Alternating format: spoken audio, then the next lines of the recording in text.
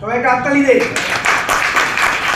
সিরাজগঞ্জে 5টা কওমি মাদ্রাসার পরিচালক, মোহতামিম, প্রিন্সিপাল, উল্লাপাড়া থানার খেলাফত মজলিস মামুনুল্লাহ সাহেবের যে দল আছে, খেলাফত মজলিসের কি আপনি প্রশিক্ষণ সম্পাদক উল্লাপাড়া থানা,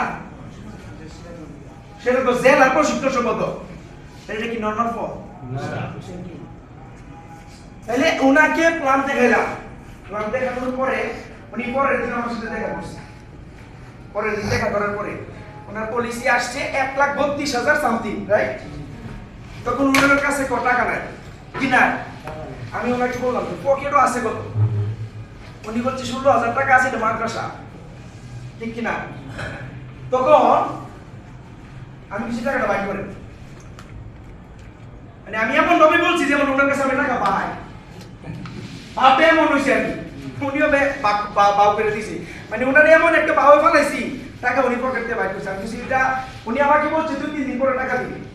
আমি বললাম যে 2-3 দিন পরে আমার কিসের থেকে টাকা দিবেন, এখন যে 16,000 আছে ওই টাকাটাই 16,000 টাকা রাখবে বলছি না, এই 16,000 কিন্তু আমি সাথে সাথে দিছি।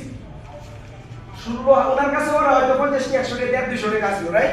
আমি দেখছি 50 টাকা নোট আর 100 টাকা নোট, এই 16,000 কিন্তু আমি পুরোটা নিছি, ওনার কাছে 16,000 ছিল, পুরোটাই নিছি। পরের দিন আমার সারাদিন উনি ট্রেনিং করে দেখেন, ওনাকে আমি ছাড়ি নাই। আপনারা তো দেখায়া নবীরা বলে প্ল্যান দেখাইছে, এর পাহাড়ে কত নবীর জমানা গেল, শেষ নবীর জমানা শেষ, ফলো আপ দেওয়ার কথা বলে কথা বুঝেন নাই? তাহলে ওনাকে আমি যে দিন প্ল্যান দেখাইছি পরের দিন আমার ফলো আপ 16,000 নিছি। এর পরের দিন ওনার মাদ্রাসায় বলছে আমি দুপুরে যাই খামো। পরের দিন উনি আসতে পারে নাই, পরের দিন হচ্ছে আমার ট্রেনিং, ওনাকে আবার সব ট্রেনিং এর আছে। আমার আলোচনা যত শুনছে সার্ভিস কমিটমেন্ট সবকিছু আলোচনা হয়েছে, উনি মোটিভেট। আচ্ছা, একজন ব্যক্তির যতক্ষণ মিশন ক্লিয়ার না হয়, এখান থেকে ওইখানে জানা, আর সে সিরাজগঞ্জ 5টা মাদ্রাসা ফেলে রেখে এসে সে ঢাকা আজকে চলে আসছে পুরো রওনা দিয়া, এর মানে ওনার ভিতরে কোনো একটা বীজ আমি বপন করতে পারছি। কথা বলা নিয়ে শুনলো, ওনার ভিতরে কোনো একটা স্বপ্নের জায়গা আমি তৈরি করতে পারছি, ওনার ভিতরে কোনো একটা মিশন আমি ক্লিয়ার করতে পেরেছি, ওনার ভিতরে কোনো একটা সম্ভাবনা আমি তৈরি করতে পেরেছি, যার কারণে ওনার মতো ব্যক্তি সবকিছু ফেলে রেখে ভোর 5টার আগে রওনা দিয়ে উনি কিন্তু চলে আসছে। এখন উনি কি শুনানিতে সিদ্ধান্ত যে নিছে এবং মামুন স্যারকেও আমাকেও যে উনি বিট করতে পারে, এই সম্ভাবনা আমি তার মধ্যে দেখতে পাই কি পাই না? কিন্তু আপনি তো পান না। আজকের আলোচনা আমি জানি কিছু লোকে শুনবে না করে মূর্তির মতো শুনবে, আবার পরের দিতে যেই সেই হয়ে যাবে। কোন ব্যক্তি যখন সফল হয়ে মাঠে আসে, কিছু লোক আছে না সফল হয়ে তালি দেয়, কার জন্য? একজন ব্যক্তির জন্য।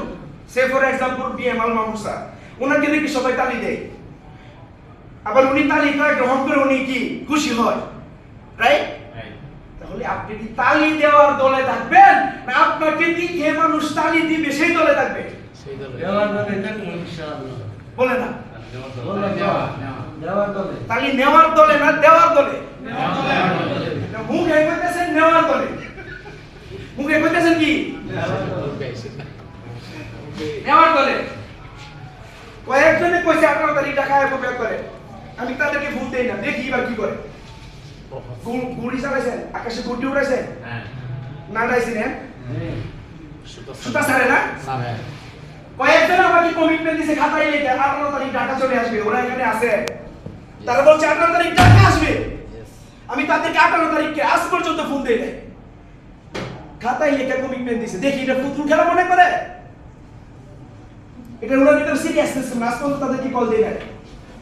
18 তারিখ তারা বলছে ঢাকা আসবে, আসে নাই।